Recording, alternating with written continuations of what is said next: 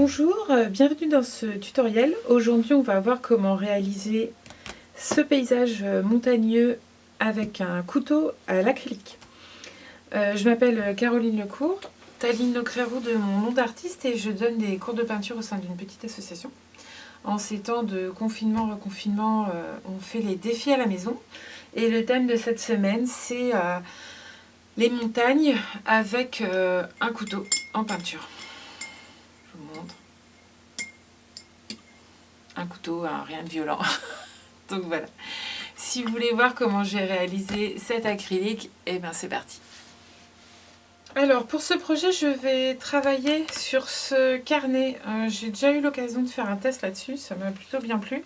Donc c'est le carnet Figueras de la marque Canson. Donc c'est un papier qui est prévu pour l'huile et l'acrylique en 280 grammes et un effet toile de lin. Alors je vais vous le montrer, je ne sais pas trop si vous allez le voir à l'écran.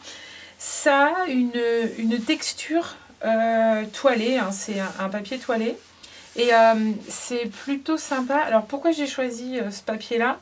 Comme aujourd'hui on va travailler au couteau, j'avais envie de voir ce que ça pouvait donner sur un papier effet toile. Donc voilà, on va travailler sur celui-là. Ça, c'est un carnet en 30 par 40 et c'est un carnet collé aux quatre côtés. Ce que je trouve souvent intéressant quand on est sur un carnet pour des techniques humides, que ce soit de l'aquarelle, de l'huile ou de l'acrylique, je trouve ça toujours intéressant de travailler sur un carnet où les feuilles sont collées des quatre côtés, parce qu'en fait la feuille elle est tendue. Donc quand on a un carnet où les feuilles sont juste accrochées en haut, ce que je vous conseille quand vous travaillez en technique sèche, c'est de fixer votre feuille sur votre plan de travail. C'est pour ça aussi que vous ne voyez de mon bureau que ces planches là, voilà, parce que c'est des planches de bois. Et je colle mes feuilles dessus. Je trouve ça très pratique. Donc voilà, juste un petit conseil comme ça. Ça évite que les feuilles ne gondolent, ce qui arrive souvent avec les techniques humides. Ça limite le gondolage, si je puis dire, des feuilles. Donc voilà. Donc on va travailler là-dessus. En termes de pinceaux, j'en ai sélectionné deux. Donc là, j'ai un petit couteau. Donc les couteaux en peinture, c'est ce qui ressemble à ces petites truelles comme ça. Il y a différentes tailles, donc moi j'ai celle-ci, j'en ai des plus grandes encore. J'ai choisi de travailler sur une feuille assez grande, tout simplement parce que les couteaux que j'ai chez moi sont assez grands.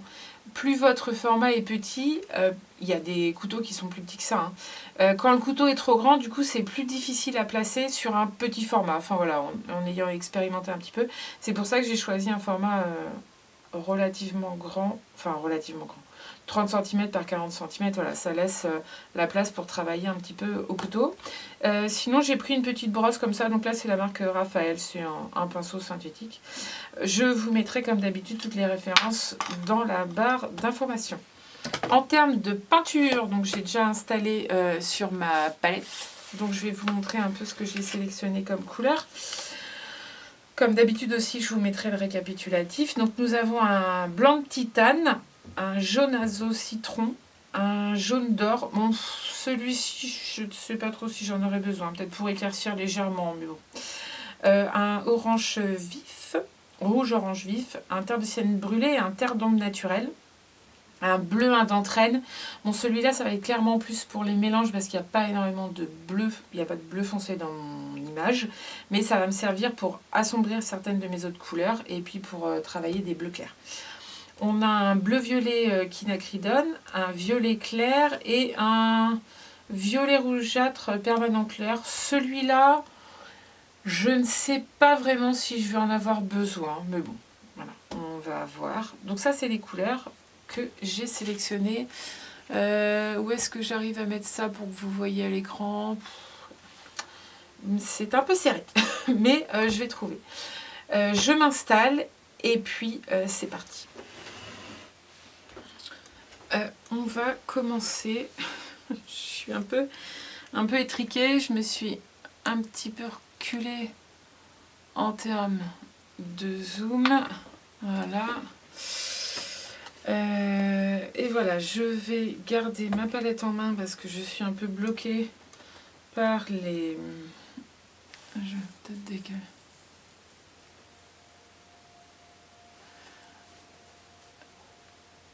Hop là. Bon, on va essayer de se débrouiller comme ça. Je vais commencer par faire le ciel, puisque le ciel, j'ai décidé de le faire avec ma brosse. Il n'y a pas vraiment de... Il n'y a pas de matière sur le ciel, c'est vraiment un ciel très dégagé, bleu pâle, enfin voilà. Donc je vais vraiment travailler à la brosse de manière assez rapide. Donc voilà, en dehors de l'image, j'ai mon pot d'eau. Je vais peut-être le rapprocher là, ça m'évitera de tendre trop le bras. Et puis c'est parti. Donc là, je vais utiliser mon blanc, un petit peu de ce violet clair là. Voilà. Et un tout petit peu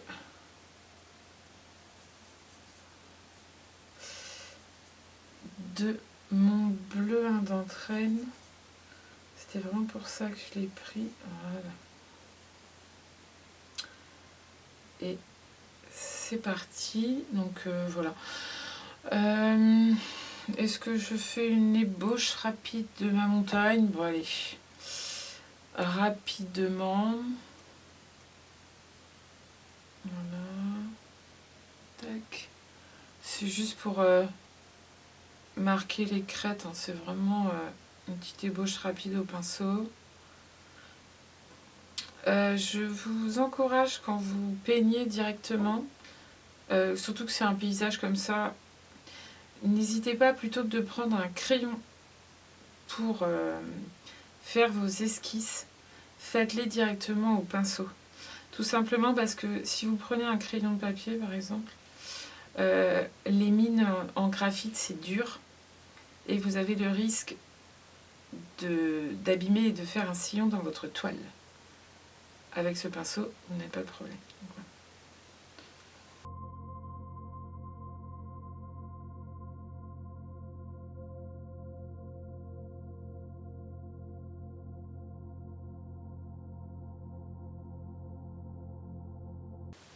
Ça descend. Voilà. Là, j'ai mon esquisse à peu près de mes montagnes. J'ai pas forcément besoin de plus. Et là, du coup, je vais travailler hop, sur le ciel. Donc, je vais prendre un tout petit peu plus de bleu.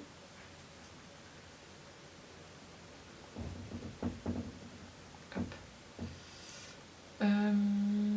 Un petit peu plus coloré là et un peu plus blanc vers en bas. Donc, je vais plutôt commencer.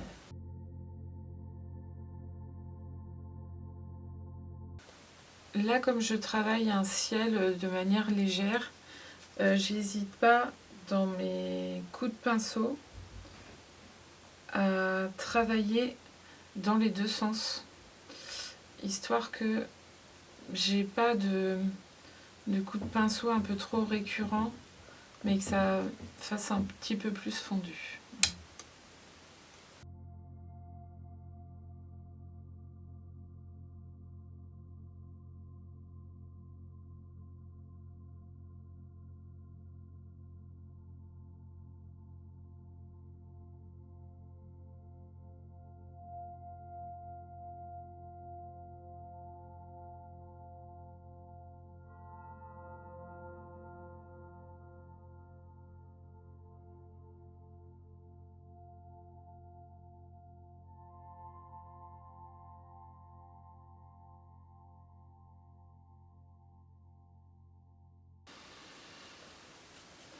Voilà, pour une première couche de ciel, ce que j'y reviendrai après, je ne sais pas, mais pour l'instant, ça me convient très bien.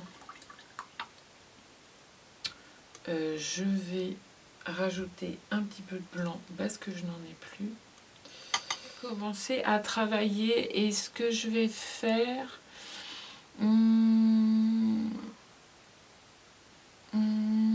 par quoi je commence? Je vais peut-être commencer déjà à mettre mes zones lumineuses, c'est-à-dire sur ma montagne, les endroits où j'ai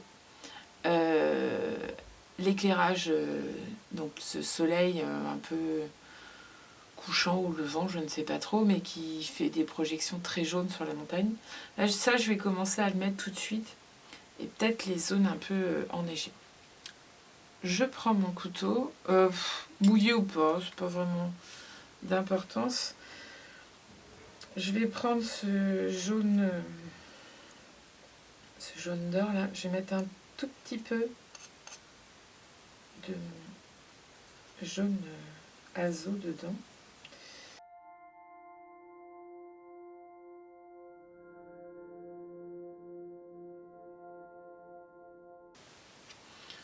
Donc c'est vraiment pour venir placer des premières couches de couleur, même si du coup le jaune est assez transparent et comme j'ai fait mon esquisse en bleu, on voit à travers, c'est pas bien grave.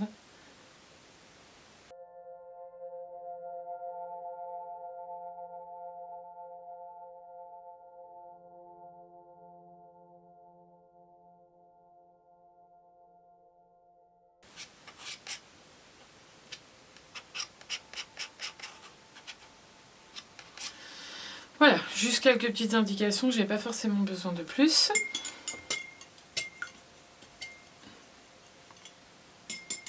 Je nettoie bien. Hop. Ici. Et on va continuer. Je vais partir sur le blanc. Voilà.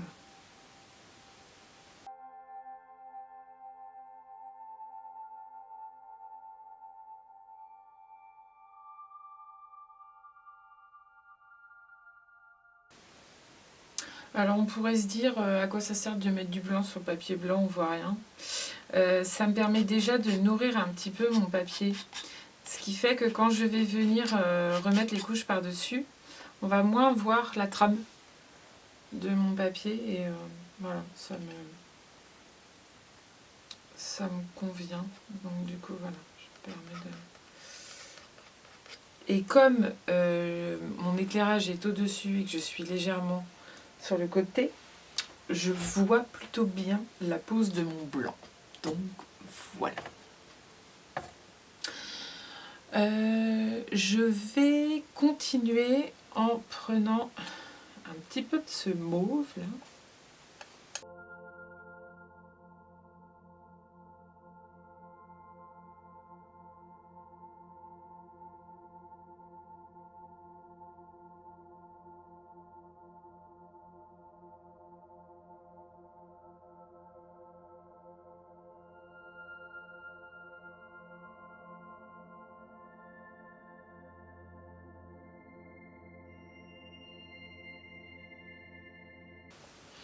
J'alterne entre le violet quinacridone là et puis le terre d'ombre pour travailler mes nuances de pierre.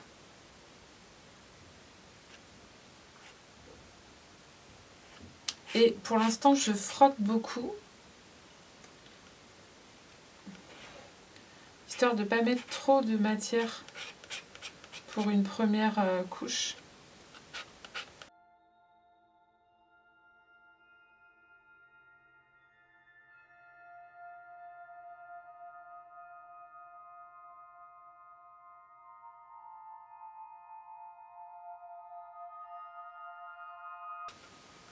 Ah bon, alors, je ferai une retouche de ciel, hein, parce que j'ai merdé.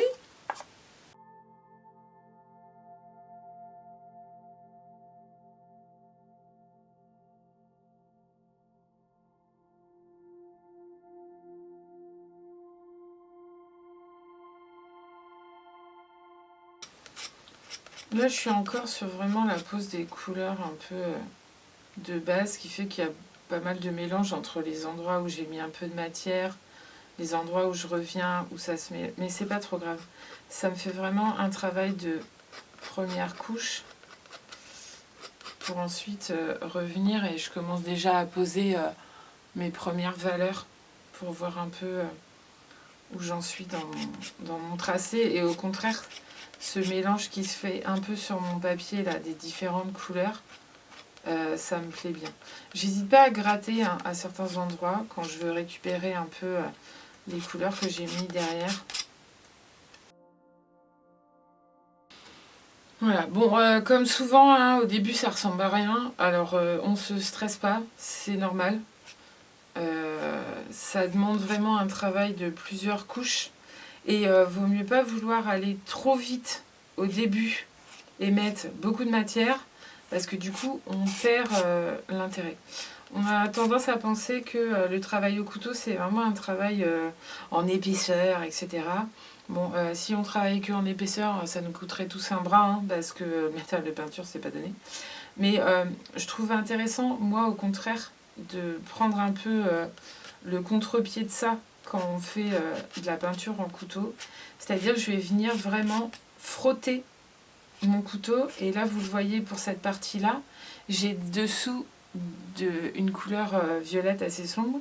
Et je vais venir travailler une zone plus claire. Et j'ai plein de nuances. Et c'est ça qui est, moi je trouve, voilà, très intéressant à travailler. Donc voilà, on n'hésite pas. Je peux même reprendre un peu cette couleur-là. Me faire un nouveau mélange un peu plus violet, un peu...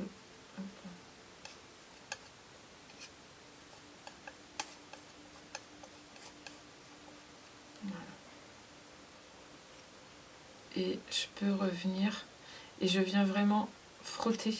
Et l'avantage, vous le voyez peut-être, voilà. Comme j'ai déjà plusieurs couches, quand je viens poser mon couteau à plat et que j'étire ma couleur, j'ai des zones très lissées parce qu'en fait, en dessous, j'ai déjà un peu nourri mon papier, c'est ce que je disais tout à l'heure. C'est-à-dire que j'ai déjà quelques couches superposées et du coup, je commence à remplir un petit peu la trame de mon papier. Du coup, j'ai des aspects très lissés que je trouve vraiment jolis. Donc voilà, on n'hésite pas. On travaille tranquillement. C'est aussi l'avantage de travailler ici à l'acrylique, ce qui n'est pas forcément le plus facile quand on travaille au couteau. Mais l'avantage, c'est que comme je travaille en frottant bien pour avoir des couches très fines, elles sèchent assez rapidement. Donc,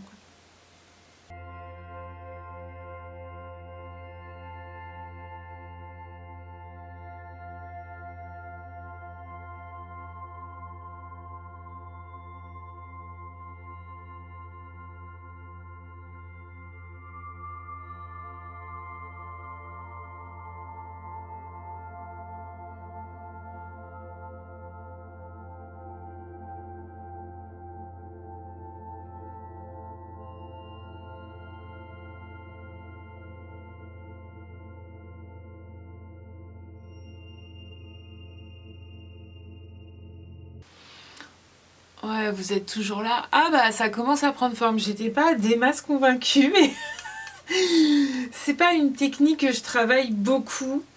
Du coup, j'expérimente pas mal, mais pour l'instant... Puis bon, le papier, c'est pas un papier que je connais beaucoup. Enfin bon, bref, je connais pas beaucoup, mais je vous fais des tutoriels, c'est quand même assez formidable.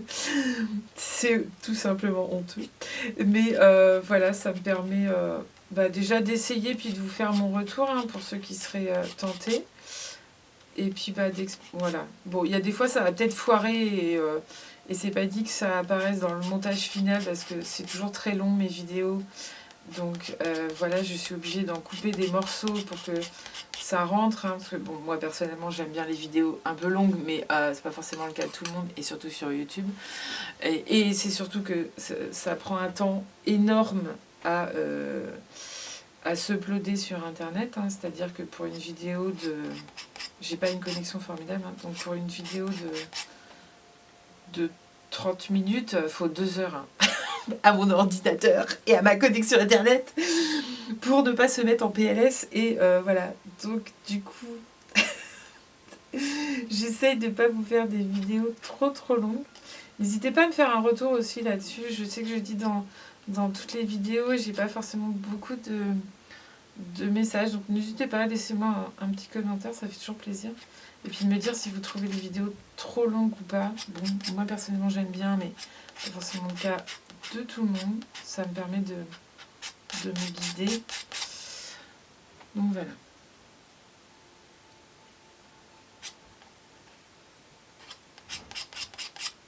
Je continue de poser mes valeurs avec cette espèce de... le violet Kenakerdon là que je trouve vraiment intéressant.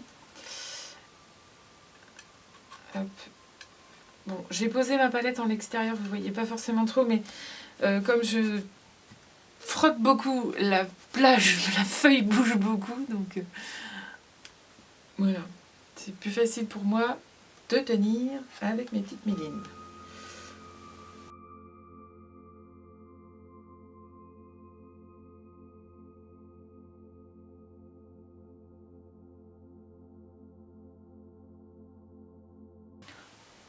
Voilà, ça marche bien.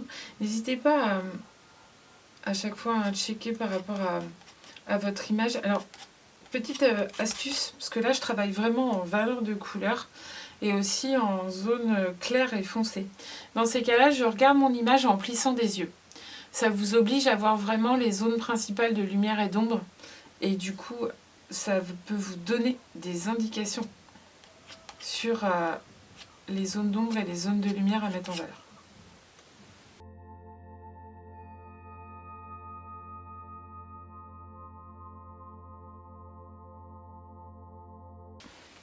La batterie est changée.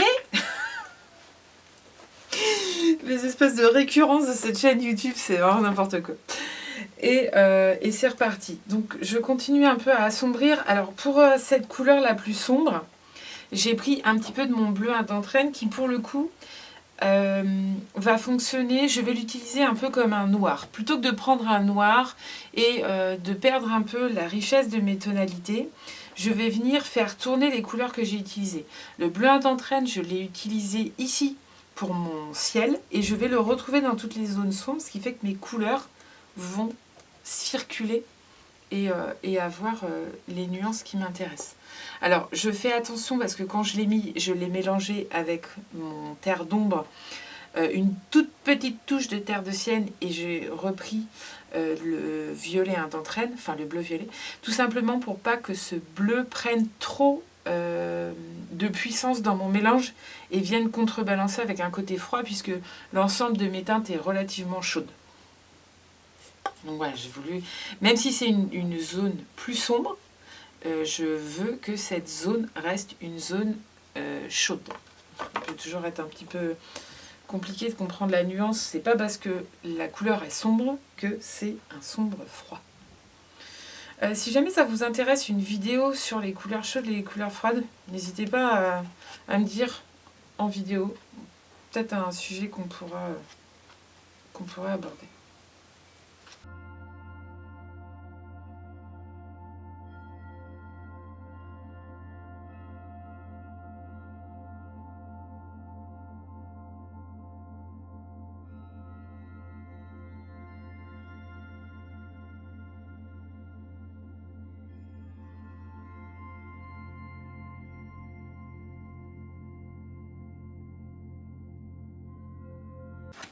Alors, on reprend.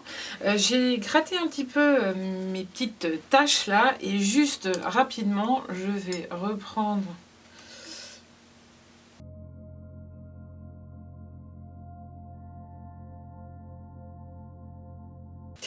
Bon voilà, pour l'instant ça me suffit. Je vais continuer à avancer là-dessus. Donc j'ai toujours ma petite palette là. Voilà, j'essaie de vous laisser un peu dans le cadre. Donc, voilà. Je vais continuer à travailler, notamment ce qui se passe par là.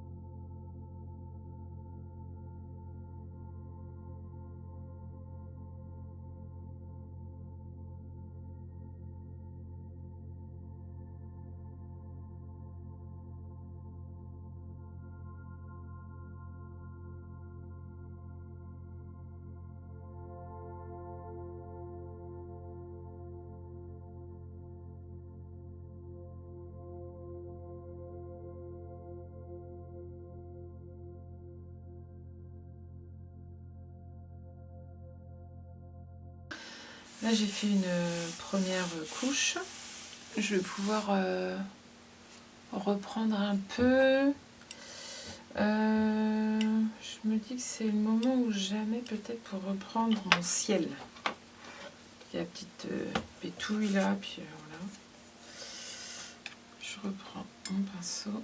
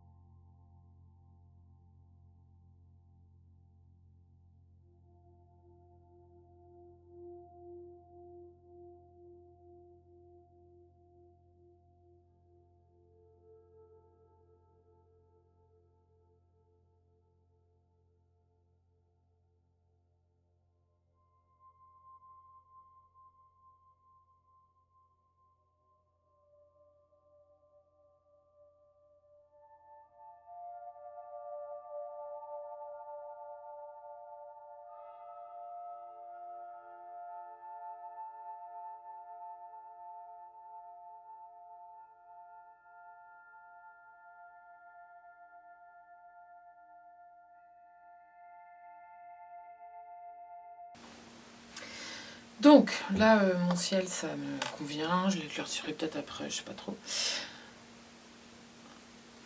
Je vais continuer un peu à avancer là-dessus. Je vais repartir un peu dans les ombres, je pense.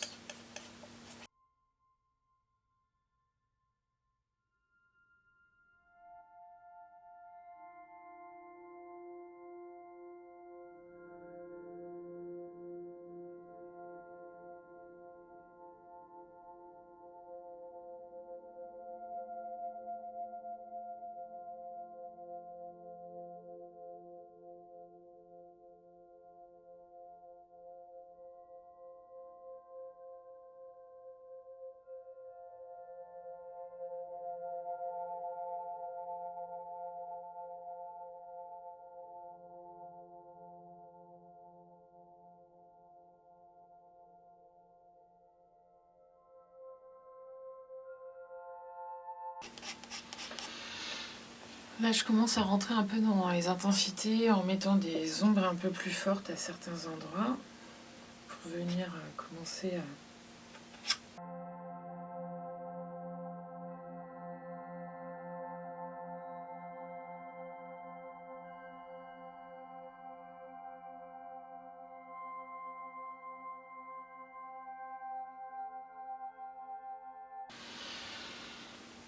Voilà. Donc j'ai pas mal avancé là sur les ombres et maintenant on va travailler plus les lumières. Donc je nettoie bien. Ça va, vous êtes encore là. Hop. Voilà. Mon petit couteau est bon. Et là je vais faire les lumières. Et après je reviendrai un petit peu avec les ombres un peu plus découpées ici. Là.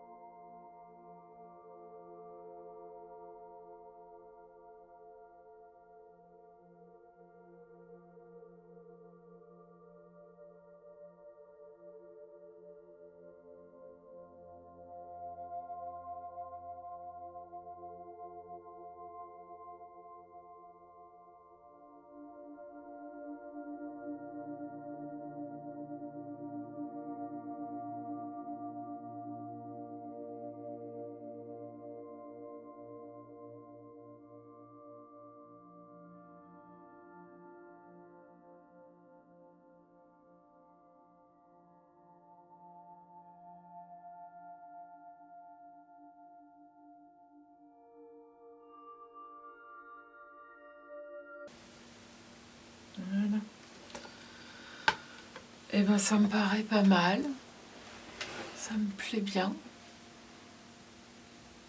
Je crois que je vais arrêter là, un peu pour ce travail. Et voilà. Ça va pas marcher mon truc. Hop. Ouais, je pense. Et voilà mon tutoriel